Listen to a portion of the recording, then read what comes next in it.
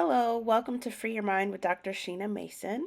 The following is a question and answer session I completed after a presentation I did in October 2021. This is the last of the workshop question and answer series I'm sharing. For more content, please like, subscribe, and comment. Help more people get information on theory of racelessness.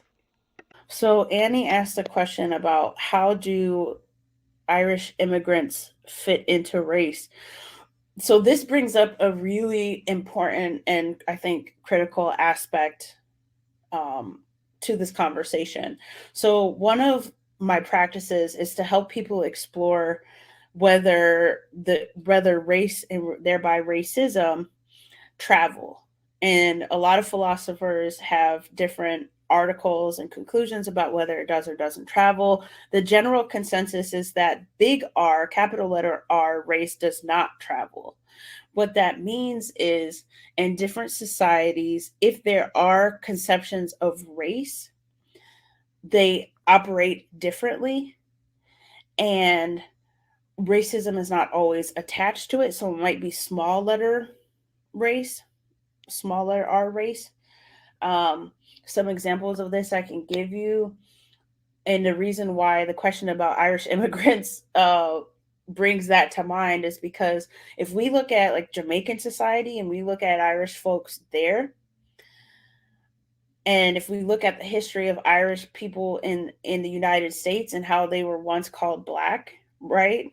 And we if we really do a deep analysis of that kind of happening where in different spaces people who we take for granted to be white, to be in the category of white, if they're racialized a different way, even in the same space but in a different time or in a different space at a different time, that can help us feel heartened in the context of the United States because it's going to show us and highlight for us how race and racism don't exist everywhere. Where they exist, they it's very different, which means it doesn't have to stay the way it is in American society, and we should feel heartened by it.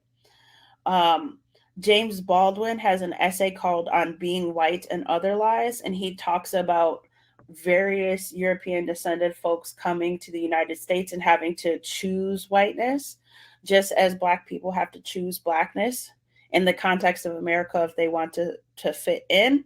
But also, there's the fact that we assign race to ourselves and society does it for us. So we're racialized two ways, and a lot of people just give in and accept whatever the society is choosing for them, if that makes sense.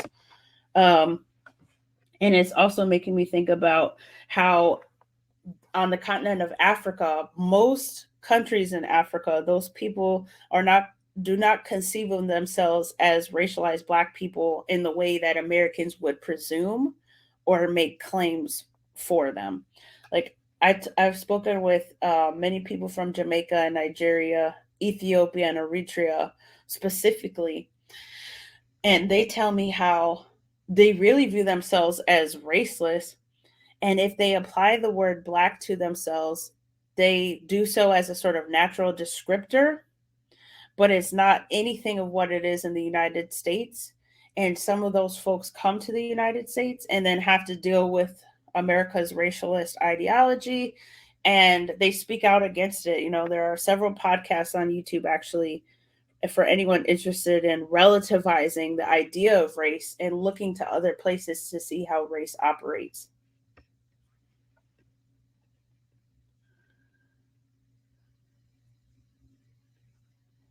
So, Mila, I hope I'm pronouncing your name correctly. Mila, does your employment of those terms serve to make people aware of the social construction of race? And are you arguing that if we don't do this in language, it perpetuates racism and racist ideas? So I definitely get the sense that those are sort of rhetorical questions. Yes, I'm arguing that if we don't make a change, we're perpetuating racism and racist ideas. Yes. And my employment of those terms, this probably was on the words coined screen or something like that. Um, it's not to make people aware of the social construction, since I'm not a constructionist, I'm a skeptic. However, I have some strategies for folks who feel inclined to lean into constructionism. Um, I have some strategies for how you can be a constructionist but not unintentionally uphold the problem.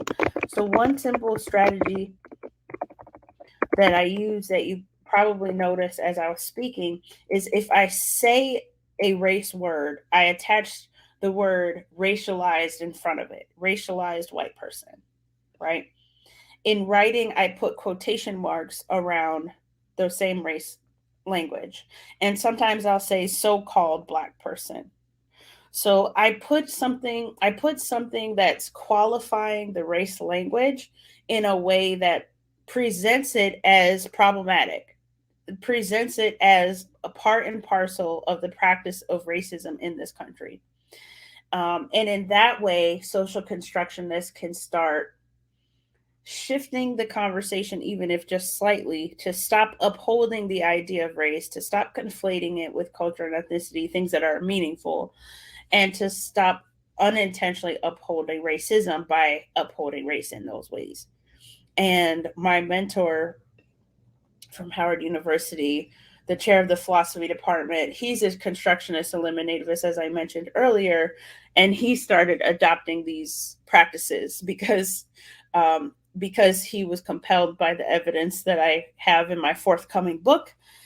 He was compelled to make a shift in how he talks about race himself, even as he participates in it, while also seeking its destruction. Yes, Laura, I'm here for that. It's true.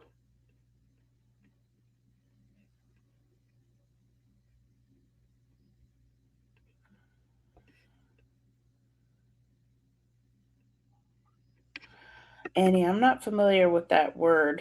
I'm going to put it in the chat box. Maybe you can help me out and tell me what it is, or somebody else can chime in.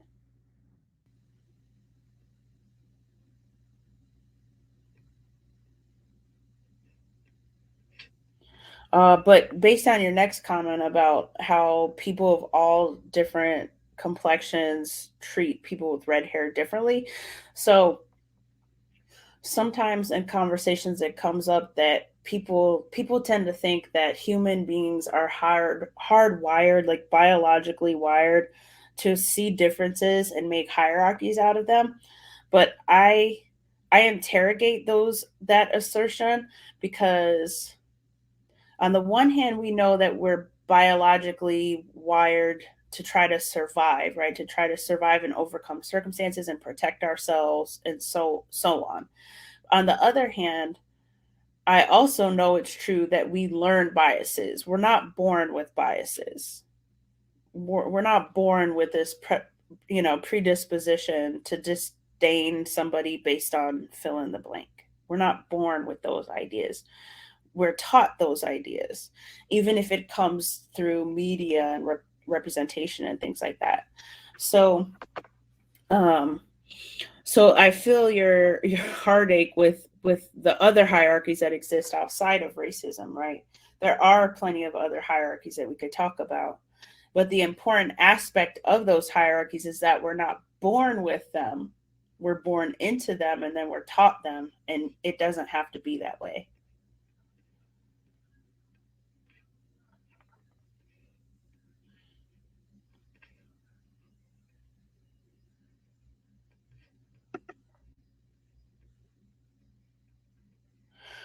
So Lonnie, I want to clarify.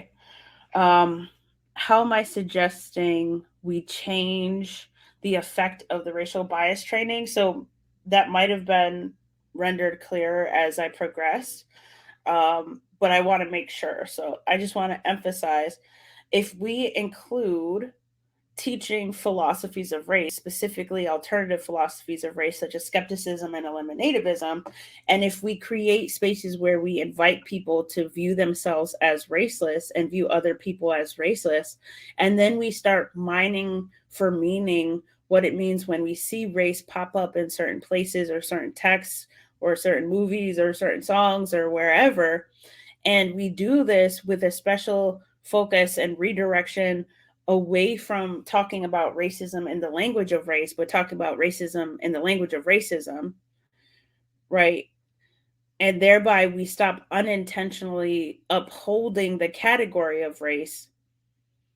We're offering people an alternative way of seeing themselves and other people, as opposed to saying, yes, how you think is accurate, race is real, and here's how you can deal with your biases so that they don't impact you or other people.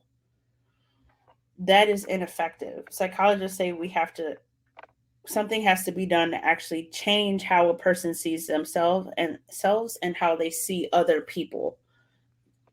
Alternative philosophies of race does that. That's the answer, at least in terms of racism.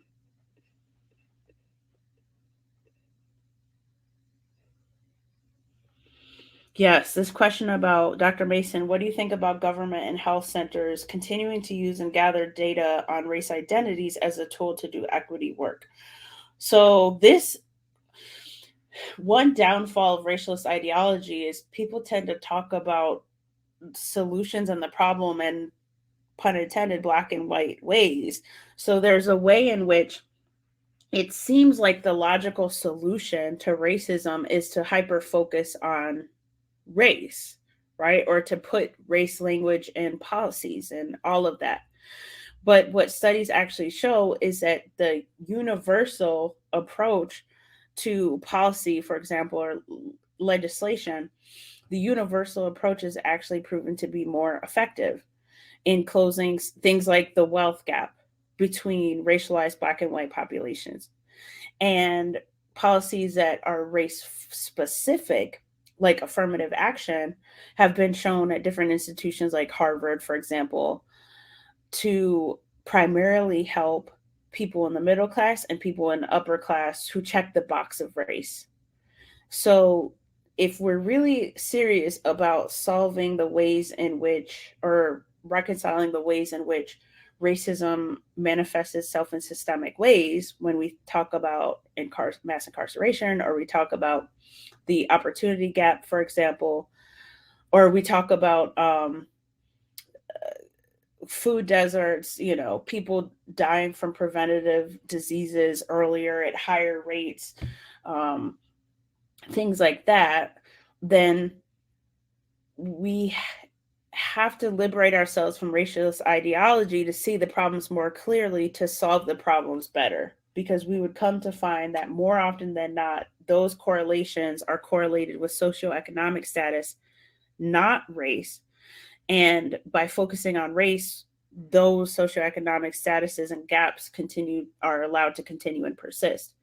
Because it is a myth to say that all racialized black people are poor, just as all poor people are not racialized as black. Um, Racialized black people are disproportionately impoverished, but hopefully the knowledge and the insight that they're not all poor is evidence for why race focused policies are insufficient when it comes to solving certain problems that we can point to as racism.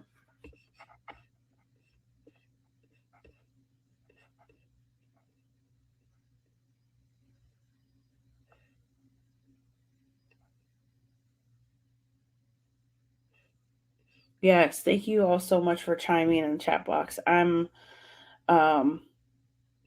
I'm catching up and I'm enjoying reading how you are thinking about this. So Laura says, I like this push to eliminate the word race. So this is the important thing about it, right? It's like I'm not the only person making this case and striving toward that goal. There are people called race abolitionists. Yes, race abolitionists who are moving toward this goal. There's organizations like Color Us United, who are moving toward this goal. And it's not, they don't tend to operate from a skeptical positionality, but I think that's because not enough people are actually aware of that as an opportunity, but they are working toward eliminativism, which I think is important to point out because more people than not would be just as happy to let go of the idea of race. Um, but it seems to be one of those things where it has to come from enough individuals, even just a single individual, to inspire hope, to show that there is a different path, there can be a different path, in order for people to be heartened enough and bold enough to imagine a different future and work toward it and be vocal about it.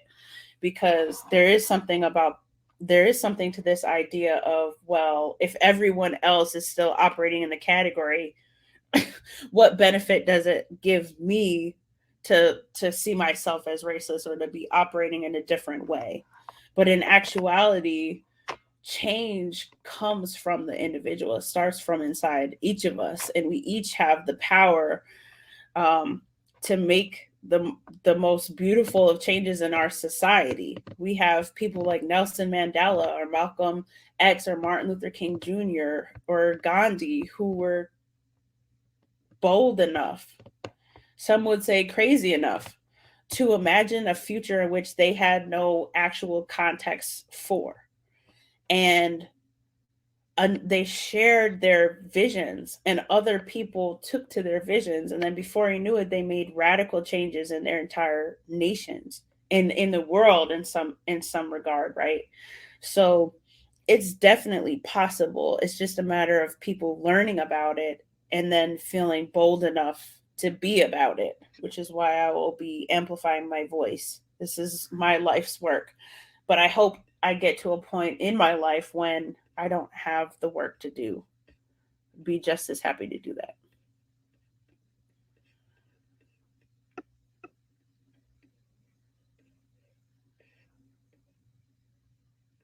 Oh, yes. Revisit the contrast between racelessness and colorblindness.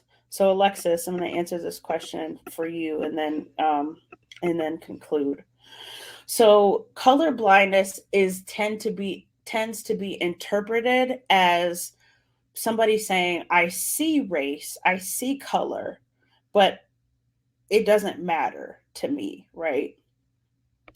And a lot of people have fallen into the trap of making such assertions of "I don't see color" or "race doesn't matter," and also not acknowledging the real problem of racism. And in that way, that has been put under the category of color blindness. Racelessness is drastically different because at the core of racelessness is the skepticism. It's this idea that race doesn't exist. It's not that race exists and I'm going to ignore it and try to pretend like I haven't learned the hierarchies that society presents to me and teaches to me from the time I'm young. It's that it's the new knowledge of race doesn't exist. And in that way, I'm raceless, you're raceless, so on and so forth. And it's also the acknowledgement that racism is real, racism creates race, racism is race. And in that way, people believe in the unicorn of race. So to undo racism, we have to undo race. So there's something to eliminate to get officially to racelessness. So racelessness speaks to both philosophical views, the view that we are already raceless and people just need to recognize it, and recognizing the problem of racism, which allows and encourages race to persist. And so in that way, we have to undo or eliminate the concept of race. And when I think of eliminating, I don't think of the word just going out of existence or whatever, never to come back. It's more of a, at some point when the majority of us decide that this is the path, this is our path forward, this is how we heal, this is how we unify, all of that, those words will become sort of words to do a historical analysis of the problem and how race operated once upon a time, yada, yada, yada, and to do a sort of historical analysis, because by that time, racism will be a thing of the past. That's how I see it anyway. So, one last time, Lakeisha, if you could type my email in the chat box if you haven't already beaten me to it. You had plenty of questions to ask, and I appreciate you If your question is still on the table, feel free to email me. I'm happy to continue the dialogue. Find me on any social media. I'm on LinkedIn, I'm on Twitter, um, I'm on YouTube. That link, I'm trying to pull it up to make it more recent. I'm on YouTube. I have podcasts. You could also learn a lot there. I've probably answered your question in the form of a podcast. So you might want to start there because there are several videos that can be a resource to you. And then also, if you want a copy of my script for the presentation, because I did give you a lot of information, email me. I'm happy to send it to you.